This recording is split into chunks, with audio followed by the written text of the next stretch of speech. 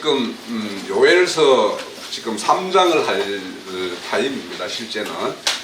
근데 이제 우리가 2장에서 그 영을 부어 주신다라는 이 말씀에 이제 그 비추어서 이제 하나님께서 왜 우리 인생들에게 하나님의 영인 신을 이렇게 부어 주시는가까지 이렇게 살펴보고 있는 중입니다. 그래서 오늘 그 말씀은 골로새서 1장 9절에서 12절까지를 좀 보고 말씀을 나눌게요. 골로새서 1장 9절에서 12절이요. 신약 성경 323면입니다.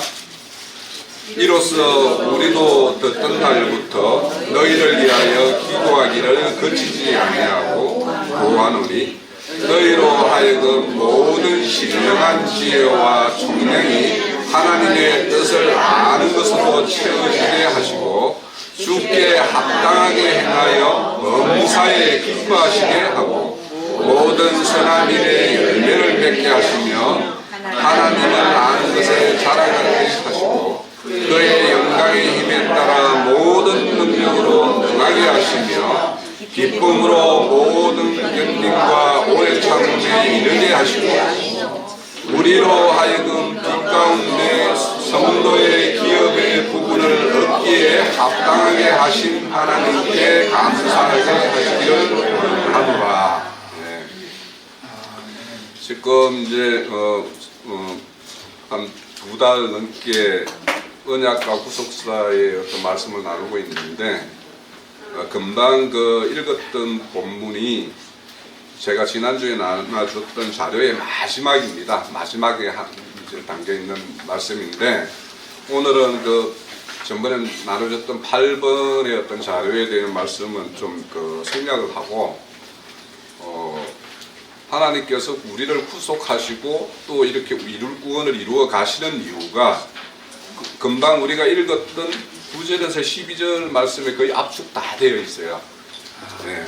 그래서 이 말씀을 오늘 저는 이제 이 말씀을 우리가 이 시간에도 좀 깊게 생각을 해보시고 집에 돌아가셔도 금방 읽었던 이 말씀을 좀 한번 깊게 생각을 해봐서 우리의 어떤 신앙의 실체가 지금 여기 말씀에 기록된 말씀대로 뭔가가 이루어져야지만이 하나님이 수고하시고 또 이 사도가 바울 사도가 이렇게 수고하고 했던 어떤 그런 결과가 있는 거예요.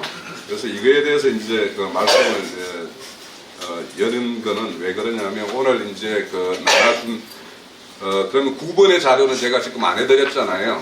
그리고 바로 10번으로 갔는데 9번의 자료는 하나님의 어떤 경영하는 세계의 우리 형제님을 통해서 아마 교계로 통해서도 상계에 대한 이야기는 아마 들어본 적이 없을 거예요. 유일하게 우리 근기름 붓는 집에서 이제 그 말씀을 하시는데 그게 이제 이 상계에 대한 이해가 분명하게 되면 휴거라는 교리나 이런 것들은 완전히 말도 안 되는 소리라는 게 그냥 금방 드러나는 거예요. 그래서 그런 어떤 하나님의 경영 세계 그 상계에 대한 어떤 거는 일반 기독교계는 모르는 소리예요. 하지도 않는 소리고. 그래서 그 말씀 구절이 어디에 있는지만 그럼 만약에 우리가 무슨 상계가 있다라는 걸 말을 하려면 성경에 어디에 기록되어 있는지를 알아야지 딱 제시를 해줄 거 아닙니까? 그것만 그냥 그 9번째 자료는 제일 중요한 게 그거라는 생각이 들어서 그것만 말씀을 찾아보고 상계가 하나님이 경영하는 세계는 우리 이 현상계만이 아니라 죽음 너머의 어떤 음부의 세계가 있고 또 천상에서 지금도 공중권세 잡은 자와 하나님의 어떤 거룩한 영이 지금 공중에서 지금 역사하고 계시잖아요. 그런 어떤 상계가 지금 현재도 동시에 세계가 이 3계가 돌아가고 있다라는 것에 대한 어떤 이해를 가지시면 그런 아까 말씀드렸대로 그냥 육신이 죽지 않고 휴거되는 이런 교리라는 거는 성경과 전혀 맞지 않다라는 걸 금방 알 수가 있어요. 그래서 그것만 어디에 있는지만 알아보고 9번의 자료는 인터넷 자료로 좀 대체를 하고 오늘 나눠드린 10번 자료로 갈 겁니다. 우선 그 빌립보서 2장 10절에 있습니다. 이 자료가.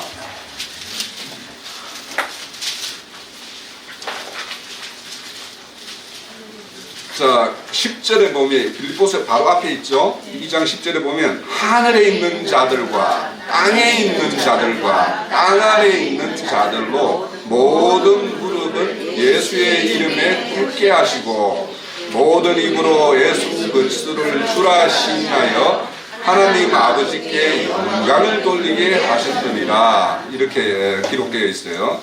여기 보면 10절에 보면 하늘에 있는 자들이 있죠. 예. 또 땅에 있는 자들이 있죠. 땅 아래 있는 자들이 있죠. 그죠? 예. 그래서 이걸 상계라고 하는 거예요. 자, 이 말씀이 또 어디에 있냐면 계시록에 가면 있어요. 계시록 5장 3절에 가볼게요. 계시록 5장 3절. 그러니까 이런 것들을 제시해주면 그분들이 하늘에 있는 자들과 땅에 있는 자들과 땅 아래 있는 자들에 대해서 아마 이런 것들을 그냥 별로 아마 이렇게 보고 갔을 거란 말이죠. 5장 3절에요. 하늘 위에나 땅 위에나 땅 아래에나 그 두루마리를 켜거나 보거나 할 자가 없더라. 예. 여기 보면은 이제 인봉이 되어 있는 것이 인봉이 되어 있는 말씀이 있는데 이것들이 열자가 없다라는 거 아니에요, 그죠? 그런데 그 열자가 없는 것이 하늘에 있는 자나 땅에 있는 자나 땅 아래 있는 자도 없다라고 그래요. 그리고 5장 13절에 가볼게요. 또 여기에 보면 내가 또 들으니 하늘 위에와 땅 위에와 땅 아래와 바다 위에와 또 그 가운데 모든 피조물이 이르되 이렇게 돼 있죠. 여기 보면은 좀 저 땅 위에를 바다와 이렇게 또 하나 더 나눴죠. 그죠? 그러니까 이거는 이제 우리 현상계에는 그 바다라는 것은 세상이라고 이야기하고 있죠. 그래서 땅이라는 것은 성경에서 땅이라고 말하는 건 우리가 하나님이 기경하는 그걸 말해요. 하나님은 뭘 기경해요? 사람의 심령들을 기경을 하죠. 그 기경을 해서 지금 우리는 가시와 엉겅퀴를 내는 어떤 그런 밭이었는데 이제는 하나님이 개간을 해서 좋은 씨를 뿌리면 좋은 어떤 그 식물을 내고 열매를 내는 어떤 이런 것으로 개간을 하셨죠. 그죠? 그래서 이거를 좀 더 구분시키기 위한 것도 있고 어째 보면 또 영적인 세계로 보면 세속교계와 진리로 세워지는 어떤 교회를 이렇게 더 세분화시켜서 이렇게 기록하고 있다라고 볼 수가 있어요. 그래서 요 어떤 그 우리가 교회에서 말하는 이 상계가 성경에 어디에 기록되어 있는지를 알고 이 상계에 보면은 하나님의 속한 그러니까 애굽 땅에도 고센 땅이 있었고 애굽 땅이 있었죠. 이와 같이 이 세상 현상계도 우리 교회와 세상과 구분하고 또 교회는 또 어떤 종교 어떤 집단들인 어떤 세속교계와 어떤 진리교회 어떤 숨겨진 하나님이 보석같이 이렇게 숨겨진 어떤 이런 밭들이 있단 말이에요. 그래서 그렇게 구분을 하고 있다라고 이렇게 아시면 될 것 같고 제가 이제 이 구분 자료에 대해서는 더 상세하게 말씀을 나누는 걸 내가 좀 생략한 이유는 아직도 어떤 사구 세계나 어떤 천상 세계나 영세에 들어가는 어떤 그 세계에 대해서 아직도 제가 좀 더 분명해져야 될 부분이 있어서 지금 내가 어설프게 말씀드리는 것이 별로 유익하지 않을 수도 있겠다 싶어서 그냥 생략을 하고 넘어가는 겁니다. 그래서 거기에 기록되어 있는 자료는 제 수준에서 지금 보는 어떤 수준의 자료예요. 그걸 참조해서 보시고 그것이 만약에 뭔가 좀 수정돼야 되고 뭔가 이런 것이 있다라면 저한테 또 개인적으로 또 이렇게 주시면 저도 배우고 우리 또 교회 형제 자매님도 배울 거 아닙니까? 자, 이제 10번 오늘 자료 나눠준 걸로 이제 들어갈 건데 자, 금방 우리가 골로새서 읽었듯이 하나님이나 우리 수고하신 그런 우리 믿음의 선진들이 수고한 이유가 있단 말이에요. 금방 그 골로새서 읽었던 것처럼 이런 것들을 기대하고 있는 거예요. 하나님이나 수고한 사도들은. 그럼 이런 걸 기대하고 그렇게 수고했던 분들이 있는데 만약에 그 기대에 대해서 미치지 못하거나 또 거기에 반하는 어떤 기대와 반하는 것들이 이렇게 열매 맺는 어떤 이런 결과물에 대해서 하나님은 공의의 하나님이잖아요. 그럼 반드시 심판을 하신단 말이에요. 그래서 심판이라는 것은 하나님의 어떤 구원의 어떤 수고와 그분의 어떤 노력 또 이 세상을 경영하는 목적 그런 거에 반해서 그렇지 못한 것들에 대해서 반드시 하나님이 어떤 징계하고 심판하는 것이 있기 때문에 오늘은 이제 구원과 심판에 대해서 이제 살펴보려고 그래요.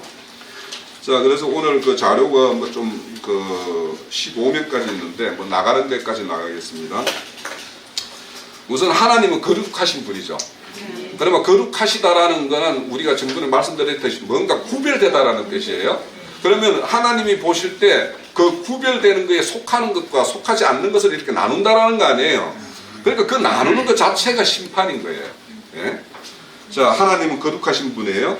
그리고 거룩한 나라를 건설하는 것이 그분의 창조 목적이에요. 그래서 거룩한 나라를 통치하고자 하는 것이 그분의 뜻인데, 그래서 하나님은 그 나라를 건설하기 위해서 구원을, 구속과 구원을 자비와 긍휼로서 지금까지 해오셨어요. 앞으로도 해가실 거고. 그래서 그 수가 다 차면 이제 모든 것을 종결하는 시기가 있겠죠. 그래서 이렇게 자비와 긍휼로서 이렇게 구원을 하셨지만 하나님은 공의와 거룩한 분이란 말이에요. 그렇기 때문에 반드시 공의대로 판단하고 공의대로 거룩을 평가할 거란 말이에요. 그래서 거룩하신 분이기 때문에 거룩한 것과 함께 할 수가 없어요. 그러니까 또한 반드시 심판을 한단 말이에요. 그래서 우리가 구약에서도 보면 하나님은 당신을 거룩한 나라고 이야기하죠. 내가 거룩하니 너희도 거룩하라고 이렇게 말씀을 하세요. 자, 히브리서 12장 14절에 보면 모든 사람으로 더불어 화평과 거룩함을 쫓아라 그러죠. 이것 없으면 아무도 주를 보지 못한다고 그러죠. 주를 보지 못하면 주와 함께 거할 수도 없는 거 아니에요. 그러면 주와 함께 거하고 그와 함께 하늘나라의 어떤 그런 평안과 안식의 세계를 항유하려면 반드시 내 안에 화평이 이루어져야 돼요. 그러니까 그 화평은 하나님께서 주시는 화평이에요. 이 하나님이 주시는 화평은 내 육신의 고난 가운데서도 늘 기뻐할 수도 있고 찬송할 수도 있는 그런 화평을 말하는 거예요. 이제 대표적으로 바울 사도가 그렇죠. 금방 읽어봤던 그 골로새서나 빌립보서나 이런 것들은 바울 사도가 로마 압송되어서 감금 상태에 있을 때 쓴 편지예요. 그 상황에서도 빌립보 교회나 그 골로새 교회, 에베소 교회에 보낼 때 뭐냐면 참 기뻐하라고 그렇게 이야기를. 나 기뻐한다. 그러면 그런 어떤 사도가 기뻐하는 것은 육신으로 보면 그분의 어떤 상황을 보면 그 수고를 했는데도 불구하고 자기 곁에 있는 사람은 마가와 누가밖에 없잖아요. 그죠? 마가가 있었는가, 누가는 확실히 있었는데 그렇게 자기가 그렇게 수고했지만 지금 현재 가까이에 자기와 함께 하고 있는 사람은 그렇게 적은 수가 있고 그럼에도 불구하고 또 자기는 어떤 감금 상황에 있고 그런 상황에서도 그렇게 이제 이야기를 하는 거예요. 그런 어떤 화평을 말하는 것이고, 그러니까 그런 화평이라는 거는 세상이 주는 화평하고 전혀 다른 거잖아요. 그죠? 그래서 거룩한 화평인 거예요. 그래서 화평과 거룩함을 쫓아라. 그렇지 않으면 아무도 주를 보지 못한다고 그래요. 은혜와 자비를 베풀어서 구원을 이루는 한 방면이 있고, 그래서 우리가 하나님께서 하시는 일에는 두 방면이 동시에 돌아가요. 실질적으로는 은혜와 자비와 긍휼로서 구원하는 면이 있는가 하면 거룩과 공의로 인해서 심판하는 일이 있어요. 그래서 이 심판을 하는 일이 우리의 구원의 과정에서는 징계와 실형과 연단 이런 걸로 나타날 수 있는 거예요. 그래서 하나님은 그렇게 우리 욥기에 보면 내가 정금같이 이 연단을 받는 것은 나를 정금같이 만들기 위해서 하나님이 어떤 하시는 거다라는 그런 고백들이 나오는 것이, 그런 걸 통해서 하나님은 하나님의 사람을 만들어가고 있는 중이에요. 그래서 이 두 방면을 이렇게 하나님은 경영하는데, 하나님은 이걸 통해서 당신의 두 가지 뜻을 동시에 엠마누엘에게는 심판으로서, 세마누엘에는 은혜와 평강으로서 이렇게 베풀고 계세요. 자, 그래서 은혜와 자비와 긍휼을 베푸시고 구원의 말씀을 듣고도 지키지 않는 그런 거에 대해서 심판의 근거가 된다라고 그러는 거예요. 말씀을 듣고 알았는데 그거를 지키지 않으면 무슨 고범죄죠, 고범죄. 네?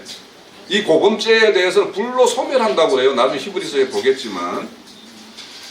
사람이 내 말을 듣고 지키지 않을지라도 내가 저를 심판하지 아니하노라. 내가 온 것은 세상을 심판하러 함이 아니요 세상을 구원하려 함이라. 나를 저버리고 내 말을 받지 아니하는 자는 심판할 리가 있다고 그러죠.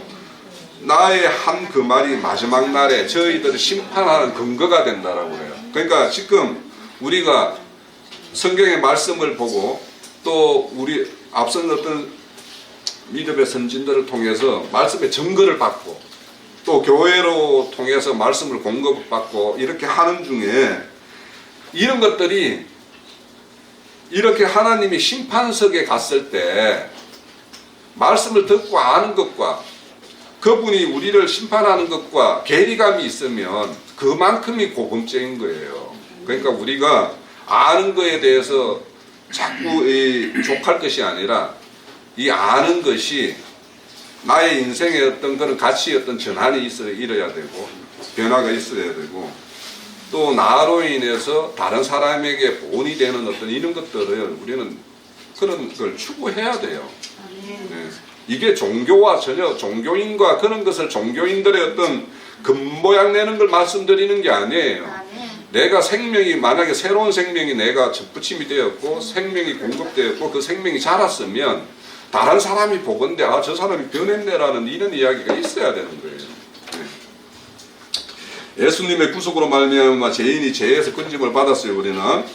그래서 속죄제 십자가 대속의 완성을 믿음으로 받은 사람에 우리는 제사함을 받았죠. 그래서 그런 사람들에게 의롭다 칭함을 받았죠.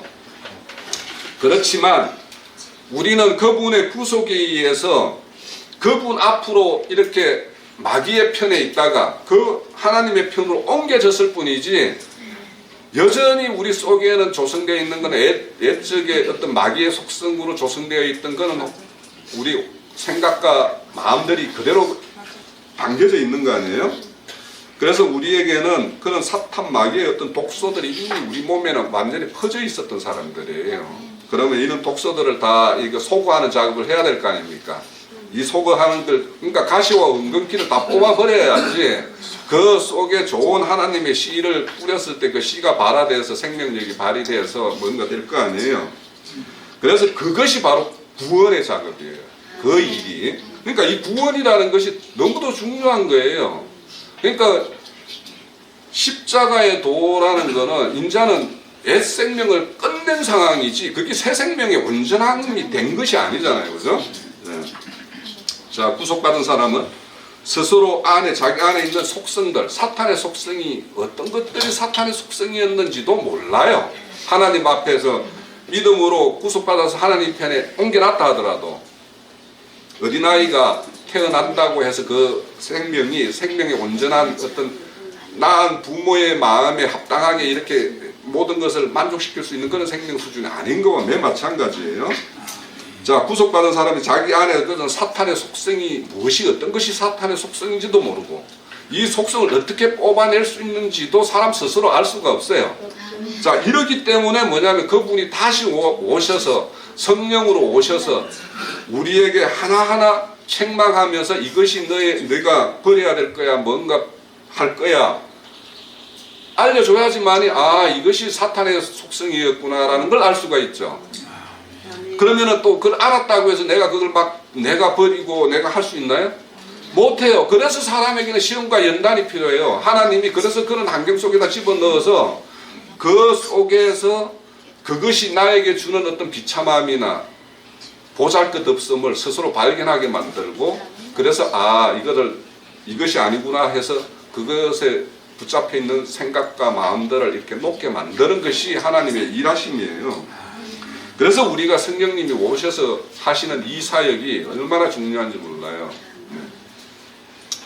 자, 사람은 하나님의 마음속에 어떻게 합할 수 있는가 이것 자체가 얼른 몰랐었어요. 그런데 우리가 성령님이 임재해 있고 우리에게 성령님이 임재해 있으니까 참 성령이 들려주는 말씀을 우리는 지금 이 귀를 열고 들을 수가 있는 거예요. 네. 그래서 이런 과정을 통해서 우리는 정결케 되는 이런 과정을 거칩니다. 그러니까 과거 율법의 정결 규례가 있었죠. 이거는 모형인 거예요. 모형. 그러니까 겉으로 이제 드러나는 모형은 겉으로 드러나야 되잖아요. 그래야 볼 수가 있으니까. 그렇지만 그것은 우리에게 어떤 속 사람을 정결케 하는 것의 어떤 모형이었다라는 거예요. 그러면 성령께서 오셔서 이제 우리에게 이렇게 정결케 하는 작업을 직접적으로 행하세요. 이것이 뭐냐면 바로 구원의 과정이라는 거예요. 자, 2페이지입니다. 그래서 구속받은 죄인들이 이 과정을 생략하고 하나님의 기업을 받을 수가 없어요. 예? 그래서 금방 우리가 읽었던 골로새서의 1장 12절에 우리로 하여금 빛 가운데 성도의 기업 부분을 얻기에 합당하게 하신 하나님께 감사한다, 이렇게 이야기하죠. 그러니까 우리는 하나님의 어떤 그런 기업을 받는 데까지 나아가야 되는데, 그 기업을 맡기면 경영도 못하고 지키지도 못할 사람에게 자기 유산을 맡기는 부모는 없어요. 그죠? 그렇기 때문에 우리가 이런 하나님의 어떤 유업을 받아서 그걸 경영하고 유지하고 또 더 어떤 풍성을 이루게 할 수 있는 어떤 그런 수준이 돼야지만이 뭔가 맡긴단 말이에요. 이게 우리 마태복음 5장에 보면 5달란트, 2달란트 이렇게 맡기는 거 있죠. 그걸 가지고 가서 뭔가 이렇게 장사를 해서 소유를 이렇게 불릴자에게 그 맡기는 거 아니에요. 그게 매우 마찬가지입니다. 그래서 그런 수준까지 우리가 나아가는 것이, 그렇게 하는 것이 성령님이 오셔서 하는 일이고 그분이 구속해 하시는 일이에요. 자, 그러면 우리에게 성령님이 우리에게 오셔서 뭘 하시느냐? 그는 마귀의 속성들을 다 정결케 하고 을을 채워야죠. 그분이 우리에게 이제 을을 채우는 일을 하세요. 그러려고 그걸 하기 위해서는 성령님이 오셔서 우리 안에 있는 마귀의 속성을 드러내고 우리 속에 있는 웅크리고 있는 어떤 귀신의 속성, 마귀의 속성, 이런 것들을 심판하는 일을 행하세요. 그걸 뭘로 행하느냐? 시험과 연단과 징계로서 이렇게 해요. 그래서 우리가 하나님의 히브리서에 보면 하나님의 자녀면 징계가 없으면 사생자라고 그러죠. 그러니까 우리가 믿는 자들이 한 번도 이 세상에서 이렇게 고난 당하는 것, 믿음의 고난이든 아니면 내 육신의 소욕 때문에 고난을 당하는 거든, 그는 고난을 당하는 것은 뭐냐면 그거를 우리를 정결케 하기 위해서 그런 거예요. 제가 만약에 그런 고난을 만약에 주식해서 내가 막 돈을 이렇게 말아먹는 어떤 일을 당하지 않았으면 아마 그 길을 계속 갔겠죠. 저도 그렇게 갔을 거예요. 제 안에 욕심이 있는 걸 제가 스스로 알기 때문에. 그런데 그거를 처음에 그렇게 뭔가 내가 큰 일을 저질렀다라는 걸 딱 느끼는 때까지 좀 시간이 걸렸어요. 그러니까 막 거의 밑바닥까지 가야지만 그걸 느껴요. 언제든지 한탕 잘하면 될 것 같아서 막 미련을 가지고 그러는데, 근데 도저히 이제는 내가 더 이제 집어넣고 싶어도 넣을 게 없을 때, 그때 돼서 이제 가만히 돌이켜 보면 오지게 뭔가를 걸려들었다라는 생각도 들고, 그렇게 해서 그게 10년이었어요 제가. 그러니까 그렇게 하면서 이제 돈에 대한 생각이 싹 바뀐 거예요. 저도 나름대로는 그냥 그런 것처럼 하나님이 어떤 세상들이 좋게 보이는 거, 이런 것들에 대해서 그 미련을 잘라내고 하는 것들은 각자에게 아마 하나님의 방식대로 다 그런 일을 아마 하고 계실 거고, 그런 걸로 인해서 이제 우리가 정결케 돼 가고 있어요. 그래서 이런 성령의 사역의 효과는 그것이 뭐냐면 사람이 달라졌네 하고 나타나는 거예요. 결국에는. 그러니까 사람이 달라졌다라는 것은 우리가 그 모양만이 아닌 것이 아니라 그 사람의 생각과 가치와 추구하는, 이 세상을 살아가면서 추구하는 어떤 목적과 이런 것들이 바뀌는 것들을 말하는 거예요. 자, 말씀을 통해서 우리가 표적과 기적을 보면서 사람이 변할 수도 있죠. 그죠? 그렇지만 이거는 하나님이 보이신 어떤 표적과 기적을 보고 사람이 완전히 바뀐 사람은 그렇게 많지 않아요. 성경의 기록이 많지 않죠. 예? 많은 사람들이 하나님의 주를 따른 것은 뭐냐면 배부르고 떡 먹어 배부름에 따라서 따랐던 사람들은 많이 있지만 하나님의 어떤 진리 말씀에 따라서 쫓았던 사람들은 그렇게 많지 않잖아요. 이와 같이 하나님의 어떤 그런 기적과 표적에 의해서 변화하는 것보다 성령님이 오셔서 우리 인생에 각각 하나하나 간섭해서 우리를 사람을 바꿔놓는, 이게 실질적인 기적이에요. 지금 우리가 여기 이제 저도 그렇고 뭐 여기 오신 분들도 그렇지만 우리가 여기에 교회에서 이렇게 나누는 이런 말씀들을 지금 이것을 듣고 있다라는 게 이게 예산 일이 아니에요. 네. 아마 지금 세속교회에 있는 사람들한테 제가 어디 가가지고 제가 이렇게 증거하는 내용이나 제가 듣고 있는 거나 이런 것들을 감히 입을 내가 떼지를 못해요, 사실. 이 사람들이 내가 이 말 하면 뭐 바로 뭐 그냥 귀 딱 막아버리고 뭐 그냥 니하고는 뭐 상종도 뭐 교회에 대한 이야기, 성경에 대한 이야기 하면은 딱 다른 이야기는 모르겠지만 이 이야기는 하면은 딱 그냥 돌아설 게 뻔히 보이거든요. 그러니까요, 그죠? 그래서 이제 이렇게 우리의 어떤 본질적으로 이렇게 변해 왔고 이것이 하나님의 어떤 일하심의 어떤 결과물들이에요. 그래서 사람의 어떤 속성은 점점 변해서 빛 가운데 빛 아래에서 우리가 살게 되는 그런 사람이 되었어요. 이런 사람이 되어야지만이 하나님과 합할 수 있는 사람이 되는 거예요. 온전하게. 자, 2페이지 중반입니다. 구원의 과정에서 행하는 그 사역은 정결과 거룩을 이루는 사역입니다. 말씀의 구원과 마귀의 속성에 대한 심판. 이게 이제 우리에게는 연단으로 오는 거예요. 그러니까 우리에게 그 연단이 오는 거는 우리에게 하나님이 보시기에 뽑아내야 될 뭔가 불순물이 있으니까 그 연단을 하는 거 아니에요. 그 가장 표본으로 보이는 게 우리 철강석 있죠, 철강석. 우리 쇠 만드는 철강석. 그건 돌이에요, 돌. 근데 돌에서 이 철강석을 만들기 위해서는 거기에 불순물들이 있죠. 그걸 다 뽑아내야 되는 거예요. 그걸 뽑아냈을 때 단단한 철이 되어서 이 세상에 나와 있는 재료 중에서 가장 강한 철이 되는 거 아닙니까? 그때 그 불순물을 뽑아내는 것도 똑같아요. 그 뭘로 뽑느냐? 그 세멘트 만드는 돌이 석회석이에요, 석회석. 그 강원도 쪽에 가면은 그 세멘트 많은 돌을 많이 깨내잖아요, 그죠? 그 돌로 철강석에 집어넣으면 불순물이 끌어올라요. 그러니까 돌을 돌로 다스리는 어떤 기법과 같아요. 그러니까 하나님이 어떤 귀신의 어떤 마귀에 걸려 있는 그 마술을 풀기 위해서는 그런 어떤 귀신을 작동시켜서 그 사람의 어떤 실체를 바라보게 하기도 해요. 그죠? 그러니까 우리가 시험을 연단을 당할 때 이렇게 보면은 이 사람이 돈에 귀신에 걸려 있으면 돈으로 딱 우리를 걸게 하나님이 딱 하잖아요. 그거와 매우 마찬가지예요. 그래서 우리가 이렇게 말씀에 의해서 이렇게 거룩한 사람이 되어야 되죠. 그런 사람만이 하나님을 섬길 수도 있고 하나님 앞에 설 수도 있는 자가 돼요. 자, 이 사역을 통해서 구속받은 사람은 더 높은, 그러니까 이런 하나님은 구속을 이루는 것을 끝나는 것이 아니라 우리의 어떤 수준들을 하늘 수준까지 끌어올려야 되는 거예요. 그래야지 우리가 하나님의 아들들이 되는 거 아니에요. 그러면 우리의 생각과 마음과 이런 어떤 지식들이 하늘 지식으로 가득해야 되고 그 지식에서 그것이 배경이 되는 우리 마음과 생각들이 그렇게 조성이 되어야지만이 하나님의 아들이 되는 거죠.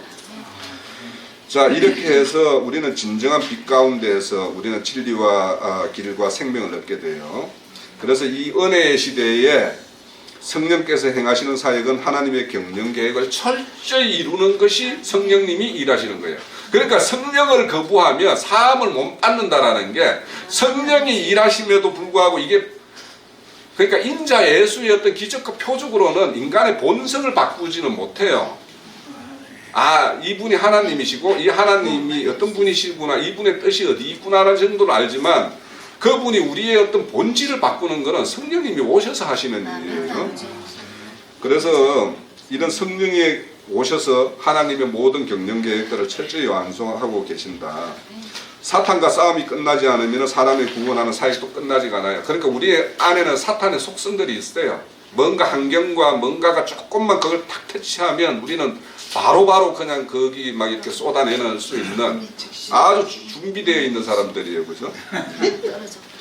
자, 그래서 그런 것들을 이제 제하해야 되는데 그런 것들을 위해서 이제 하나님께서 사탄과의 전쟁 이런 것들을 해요. 그런데 전쟁도 단계에 따라서 이렇게 시기에 따라서 나누어서 하시죠. 우리가 이제 사람을 누구를 만나면 초보자를 만났는데 그 사람에게 우리 막 이 교회에서 막 하는 이 설교 막 휴거가 없대, 뭐 없대, 삼보아 막 이런 것만 이야기하면 그 사람이 그냥 바로 기 닫아요. 그죠? 그러니까 우리가 좀 노련한 의사가 되려면 진단을 잘 해서 이 사람은 어디서부터 뭔가 이 사람이 너무 체력이 약하면 체력을 먼저 키워야지 수술을 하잖아요. 그러니까 이 사람하고 뭔가 체력을 키우는 어떤 그런 작업들을 해야 되고, 그러니까 우리가 노련한 의사가 되기 위해서 그런 어떤 진단 기술을 가지고 있어야 돼요. 그래서 우리가 주님의 어떤 그런 일하심에 보면 속죄를 이루어서 구속을 이루고, 은혜의 시대의 어떤 그 성령님의 어떤 은혜에 의해서 사람을 서서히 정복을 해가요. 그죠? 처음에 제가 달콤하게, 그러니까 이 걸려드는 게 보면 처음에 하면은 달콤한 걸로 그냥 이렇게 낚싯바늘로 탁 끌어가지고 딱 걸리게끔 만들어요. 제가 주식 도사인 줄 알았다니까요. 정말. 네? 정말로 내가 3개월 만에 3배를 터뜨렸어요. 그러니까 내가 막 이게 뭐 주식이 나에 뭐 완전히 뭐 천년인 줄 알았죠. 그 완전히 된통당했는데, 그렇게 딱 걸려들게 만들어서 하나님에게 딱 걸려들면 그 사람이 그때부터 사실은 걸려든 사람은 하나님을 떠나지도 못하고 대부분 그렇잖아요. 하나님 떠나지도 못하고 이것도 막 이게 맞나 막 이런 내부의 갈등이 엄청 일어나죠. 사실은 하나님이 본격적으로 일을 하면. 그래서 그런 어떤 은혜로 해서 어떤 그 사람을 정복하고 연단으로 해서 그 사람 완전히 단단한 어떤 그런 사람으로 이렇게 세워가는 것이 하나님의 일하시는 방법이에요. 그래서 어떤 그분의 어떤 진리의 말씀에 의해서 우리의 내면 세계에 마귀의 흔적들을 제하고 하나님의 의롭고 거룩한 것들로 이렇게 채워가시는 일을 하세요. 자, 요한복음 16장 우리 행전인 말씀을 통해서 잘 들었던 12절에서 13절에 보면 내가 아직도 너희에게 이를 것이 많으나 지금은 너희에게 감당치 못한다. 그러나 진리의 성령이 오시면 그가 너희의 모든 진리 가운데 인도하리니 그가 자의로 말하지 아니하고 오직 듣는 것을 말하여 장래에 대한 일을 하시는데, 장래의 일이라는 것은 하나님이 바로 위에서 말하는 하나님이 이렇게 일해서 하나님의 자녀들을 거룩한 하나님의 아들, 장성한 아들들로 만들어가는 한 면이 있고, 그 만들기 위해서 심판하시고 징계하시고 또 최종적으로 심판하시는 이런 것들을 행하신다라는 것을 성령님이 알게 하세요. 네. 하나님께서 선포하시는 말씀을 듣고 하나님의 음성을 아는 사람은 바로 슬기로운 처녀죠. 우리가 이렇게 하나님의 말씀을 들으면 슬기로운 처녀, 그러니까 말씀을 들어서 덤이 준비된 처녀는 구속은 다 받았어요. 그죠? 덤이 준비되어 있는데 기름이 준비 안 됐다라고 그러잖아요. 그러니까 10처녀가 다 구속은 받았어요. 예수를 믿어서 제사함을 받고 어렵다면 칭함을 받았는데 이제 속 내용을 싹 바꾸는 작업이 돼야 될 거 아니에요. 이것이 바로 기름 부음이에요. 기름 부음이 하시는 일이에요, 그게. 그래서 성령님이 오셔서 우리에게는 심판을 알려주면 우리는 심판에 대한 최종 결산에 대한 어떤 준비하는 것이 있어야지 지혜로운 자지. 심판할 거 뻔히 아는데 뻔히 하나님이 왜 그러냐면요, 그 지옥에 대한 게헨나가 신약 성경에 12번이 나와요. 제가 적은 거로 12분이 나오는데 11분이 예수님이 말을 하셨어요, 직접. 그러니까 공간 복음에만 나오는 말이에요. 다른 데에는 지옥 게헨나라는 말이 딱 야고보서에 우리 한번 배울 때 이 혀가 뭐라고 해요? 지옥불이라고 그러죠. 그때 한 번 딱 게헨나라는 말이 있어요. 나머지는 다 예수님이 직접 하셨어요. 그렇다면 하나님의 심판은, 지옥 심판이라는 것은 반드시 있다라는 거 아니에요. 그러면 그런 심판이 있고, 또 그리스도 심판대에서 우리 믿는 자들에 대해서 공의롭게 그가 이 땅에서 믿음의 실행을 한 것들에 대해서 평가를 한다라고 우리는 다 알고 있잖아요. 그러면 그걸 알면 거기에 평가 항목이 뭔지, 그러니까 우리가 시험을 공부할 때 뭐냐면 기출문제를 공부하잖아요. 예제 문제를 풀고. 시험을 그런 거 안 하면서 막 그냥 땡딱 읽어놓으면 못 푸는 거예요, 그 문제를. 미국에서 살던 사람 영어를 잘할 거 아닙니까? 그 사람들이 우리나라 와서 영어 시험을 치면은 60점, 70점 밖에 못 맞아요. 왠 줄 알아요? 우리나라에 출제하는 문제가 어떻게 출제하는지, 우리나라 출제 문제는 옛날에 저희들 다닐 때는 다 문법 막 이런 거 아니었어요? 그러면 그 사람들은 문법을 안 배워요. 우리가 한글의 문법을 그렇게 열심히 안 하잖아요. 그와 매 마찬가지로, 그러니까 그 사람은 시험을 못 치는 거예요.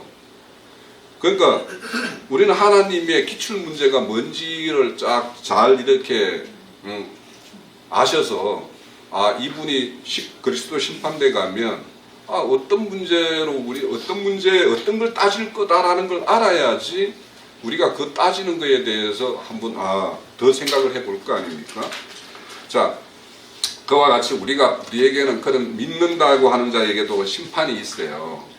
심판이 있는데 일반 기독교계에서는 믿는 자는 심판이 없다고 그러잖아요. 그죠?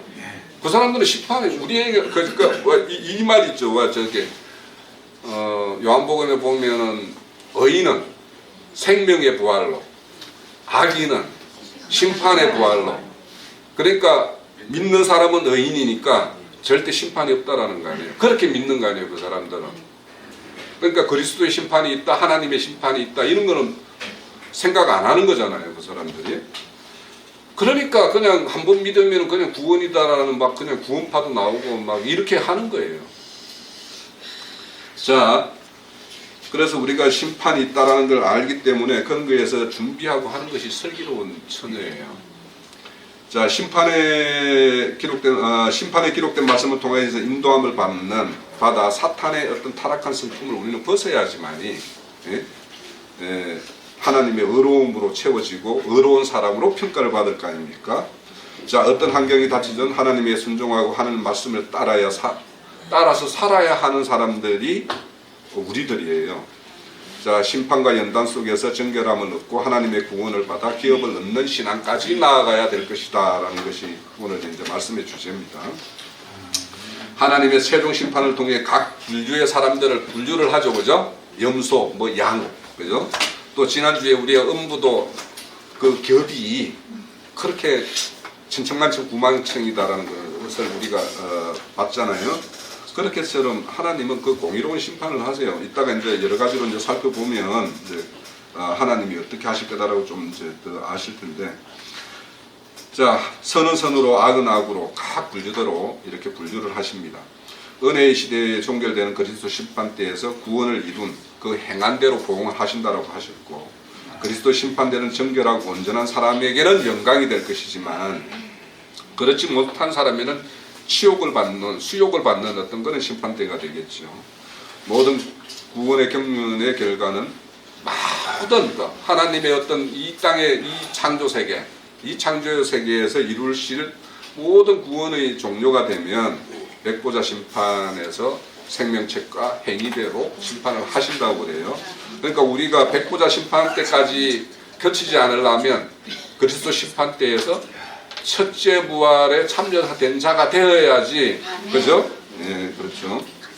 자, 계시록에 보면 기 있는 자는 성령이 교회들에게 하시는 말씀을 들으라 이런 말 계속 나오죠. 그 일곱 교회에서.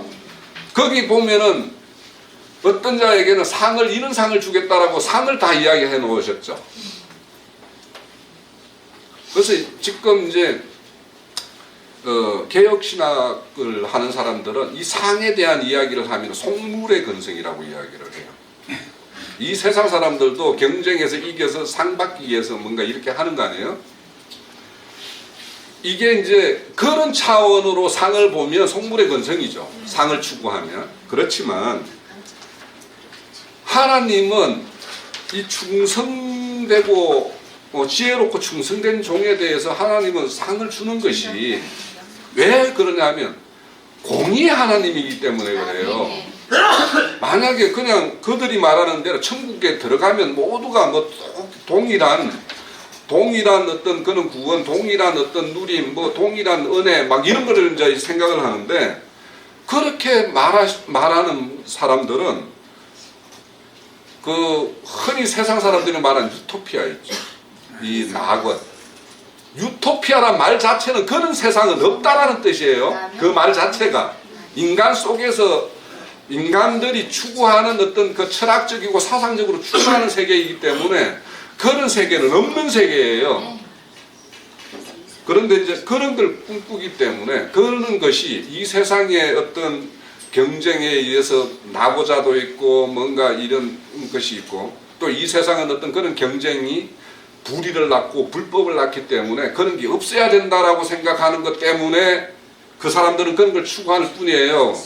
그런데 성경과는 전혀 상관없는 거예요. 그것들이 그런 생각이 인간의 교만함이에요. 사실은 하나님이 상 주겠다라고 하는데 인간들이 이 세상의 현상들을 바라보면서 이 세상이 얼마나 불법해 그거에 의해서 하나님의 세계를 자기의 생각으로 그냥 재단해버리는 것이기 때문에 그게 굉장히 교만한 생각이에요. 그게. 그러니까 우리가 이 세상에 우리가 하나님의 어떤 기업을 바라고 상을 바라고 하는 것은 나의 어떤 그런 가식이나 편법으로서라도 내가 그거를 추구하겠다라고 생각을 한다라면 하나님이 주겠다는 상관 아무 상관없는 추구 아니에요. 그렇지만 우리가 하나님의 어떤 말씀대로 충성된 어떤 그런 이 땅의 어떤 삶을 경영하고 그래서 그거를 그렇게 경영하기 위해서는 반드시 이 세상의 어떤 추구하는 가치들을 다 버려야지만이 그게 가능한데 그래서 그런 사람들에게 우리가 그 마태복음 25장에 보면 양들이 있죠. 양들은 주님이 내가 이렇게 배고플 때 먹을 걸 줬고 내가 헐벗었을 때 옷을 줬고 했는데 나는 그런 거 한 적이 기억을 못 하는데요. 이렇게 나오잖아요. 했지만 그러니까 우리가 이 땅에서 뭘 행했는데 나 이 행한 거 이것이 하나님 그리스도 심판대 가면 나 이거 하면 하나님이 요 카운팅 해줄 거야 라고 생각하고 있으면 그거는 다 제거됐을 거예요. 아마. 그죠? 하나님이 그거는 싹 제외하고 다른 걸로 아마 평가하실 거예요. 왜냐하면 우리가 은혜를 입어서 이렇게 뭔가 은혜로 행한 거에 대해서는 별 기억이 없어요. 사실은.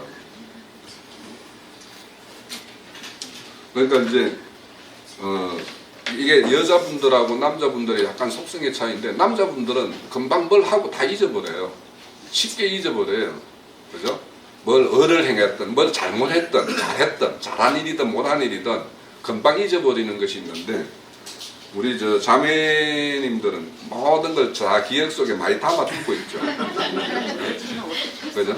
그러니까 그게 담아져 가지고 하나님 앞에 가가지고 내가 이것도 했잖아요, 저것도 했잖아요, 뭐 따져볼까요, 막 이렇게 하면 그건 아마 하나님의 어떤 그 행위 기록 책에 싹 이 염소 항목으로 다 분류해놔놓고 요거는 양 이렇게 할 거란 말이에요. 그죠? 그러니까 그렇게 했을 때 딱 염소 하나 재우고 하면 염소가 더 많으면 어쩔 거예요. 그러니까 그런 은혜로 한 거에 대해서는 잊어버리는 거죠. 잊게 되어 있어요. 자, 그래서 이렇게 성령님이 교회들에게 하시는 말씀에 보면 새 이름을 새겨주겠다. 성전의 어떤 기둥이 되게 하겠다. 이런 말씀 있잖아요. 그런 것들이 뭐냐면 다 상이잖아요. 상에 대한 거. 우리의 상의 내용이라는 게 그런 거예요. 그래서 그런 걸로 이루어 보아도 우리 하나님은 반드시 공의로운 심판을 하시기 때문에 그 심판을 할 때 너 알고도 이거 안 행했네. 뭔가 몰라서 안 했으면 그래 몰랐어?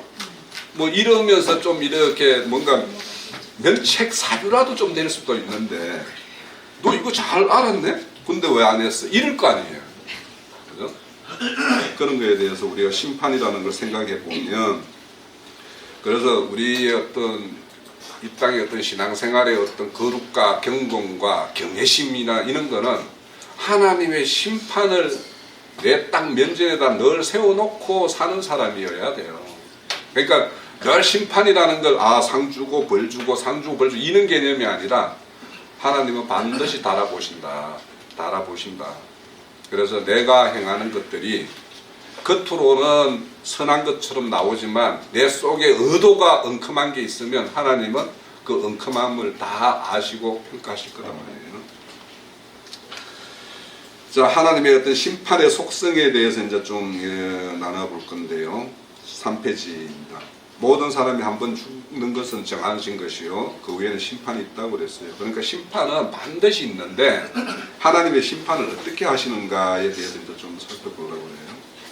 자, 천전적인 사람은 심판이나 형벌의 대상이 된다는 사실을, 이 심판에 대한 설교가 강단에서 기독교계에서 사라져가요. 이게 왜냐하면 심판을 이야기하면, 그래서 왜냐하면 믿는 자는 심판을 받지 않는다 이렇게 이야기를 하는 거예요. 왜냐하면 심판이라는 거는 두려운 거고 좋은 게 아니에요. 세상에서 공부 아주 잘하는 사람은 시험 문제 치나 시험 치나 이러기도 하겠지. 그렇지, 저 같은 사람은 시험이 또 오나 뭐 또 기말이야 또 중간고사야 뭐 이렇게 하는 사람이 대부분이잖아요. 그죠? 이와 마찬가지로 뭔가 사람이 결산을 받는다라는 거는 좋아할 사람이 별로, 반기는 사람은 없어요. 제가 예전에 한번 말씀드렸지만, 제가 그 회사에서 내 선배로 모셨던 분 중에, 뭐 그 사람은 완전 엘리트 코스를 밟은 사람이죠. 그 당시 우리 선배 중에서 대전구를 나오고 서울대를 나오고 뭐 저 미국 스탠포드 대학을 나오고 대학원을 거쳐하고 이러면 최고의 엘리트를 밟은 사람이에요. 그 사람이 말하는 거는 뭐냐면 공부가 제일 쉽다. 내가 살아보니까 공부가 제일 쉽다. 그러는 거예요. 그런 사람은 시험 기간이 언제 오나 저제 오나 이러는 사람일 거 아니에요. 그죠? 근데 그 사람이 세상 일을 못해요. 회사 일을 전혀 못해가지고 그 사람이 부장으로 끝났어요. 저랑 똑같을 것 같아요. 왜 그러냐면 일과 머리 좋고 공부 잘하는 거하고는 상관없어요. 그래서 우리가 IQ, BQ, EQ 막 이런 말을 해요. 사람을 이제 평가할 때. 요즘에는 IQ로만 평가 안 해요. 그래서 그렇게 머리 좋아도 일머리가 없는 사람이 있어요. 네? 그런데 이제 그런 것을, 그러니까 심판이나 이런 것을 좋아할 사람이 없기 때문에 교회 강단에서 심판에 대한 이야기를 다 빼버리는 거예요. 다 은혜, 뭐 사랑, 뭐 하나님의 긍휼과 자비 이런 것만 말을 하는 거예요. 그래서 이제 이렇게 되면 특히 애정론이라는 사람들은 그냥 뭐 그 사람들은 하이패스잖아요. 그냥 싹 지나가는 거잖아요. 그냥 그 사람들은 그냥 우리는 심판 없이 뭐 이미 날 때부터 우리는 구원할 자로 하나님이 딱 분류를 해놨기 때문에 그 사람들은 뭐 그냥 그죠? 정체가 없죠. 그 사람의 어떤 그런 생각, 그런 교리라든지 구원파 한 번 믿으면 그냥 다 구원이 이루어진 것처럼 이런 것들은 하나님의 공의의 하나님, 거룩의 하나님을 심하게 애국시키는 거예요. 정말로. 그러니까 내 입맛에 맞는 하나님은 우리에게 은혜만 줘야 되고 사랑만 줘야 되고 우리가 이 땅에서 유익한 것들만 이렇게 채워주는 그런 하나님이어야 되거든요. 그런데 하나님은 구원과 함께 심판도 예언을 했어요. 동시에 했어요. 그거는 구약이나 신약이나 곳곳에 너희들에게 응한 대로 행한 대로 보응하겠다 이렇게 말씀을 하셨잖아요. 자, 그래서 하나님께서 예수님께서 이 땅에 오셨을 때 그렇게 개나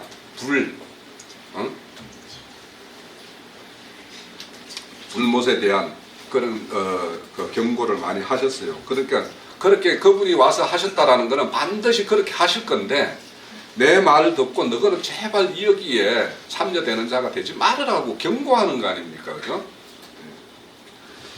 자, 마가복음에 보면 너희들의 손이 범죄케 하면 손을 자르고 지옥불에 들어가 던져지면 안 받는 게 좋겠다. 발이 그렇게 하면 발을 잘라내고 그래서 그런 어떤 판결을 받지 않으면 좋겠다라고 이야기하고, 이제 제가 여기 자료에 언급하는 거는 이제 너희들 눈이 범죄케 하면 눈을 빼버려서라도 지옥 게hen나에 던짐을 받지 않는 것이 좋겠다 이렇게 이야기를 해요. 거기에 3번이 나와요. 벌써 지옥이라는 말이.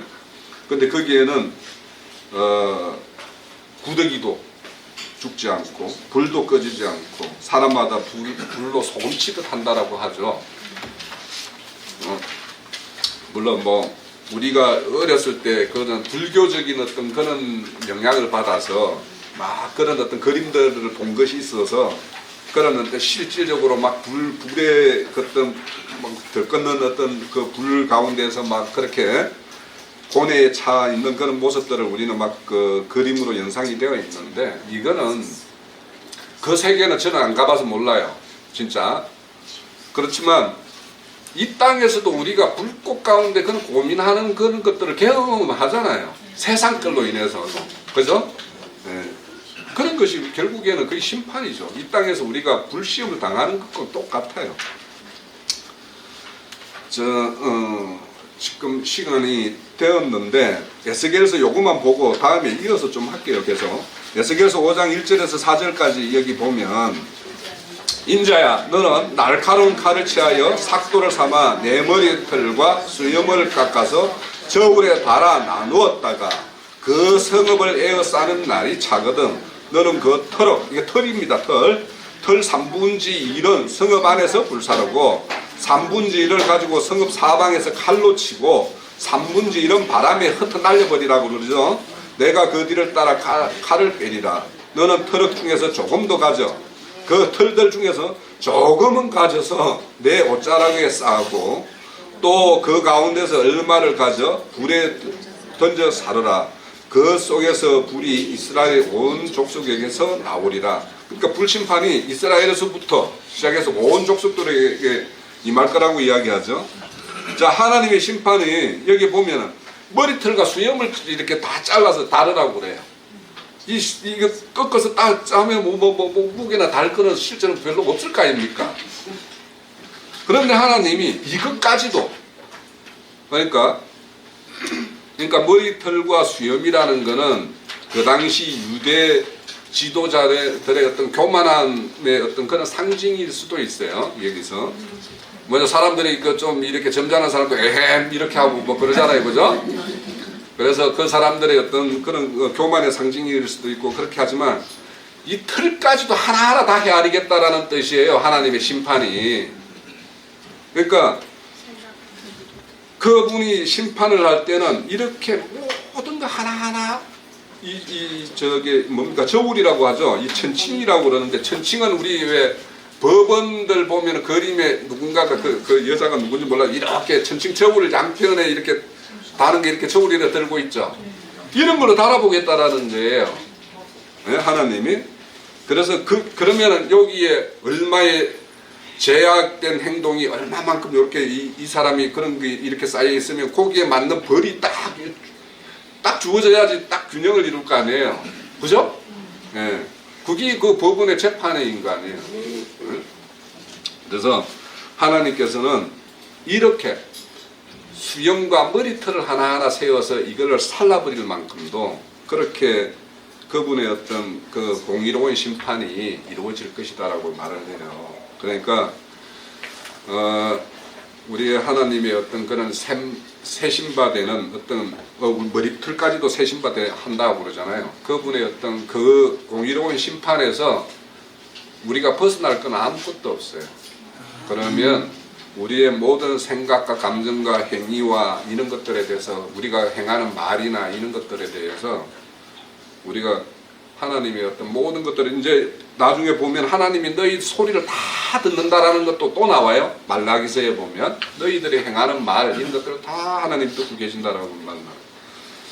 그처럼 하나님은 우리의 일거수일투족을 다 헤아리고 심판을 하실 것이기 때문에 우리가 이 하나님의 어떤 심판에 대한 어떤 경고, 그래서 우리의 어떤 신앙이 주님 앞에서 좀 이렇게 정결한 걸로 그렇게 가림이 되는 어떤 그런 신앙이 될 수 있도록 우리의 어떤 하나하나를 우리 스스로 이제 이렇게 되돌켜보고 말씀에 비춰보고, 그래서 말씀과 나의 어떤 괴리감이 있으면 이것들을 가지고 우리가 진짜 가난한 심령과 애통한 마음으로 하나님에게 간구함이 거기에서 나와야지 그 간구함은 하나님이 반드시 듣고 해결해 주실 줄로 믿습니다. 네.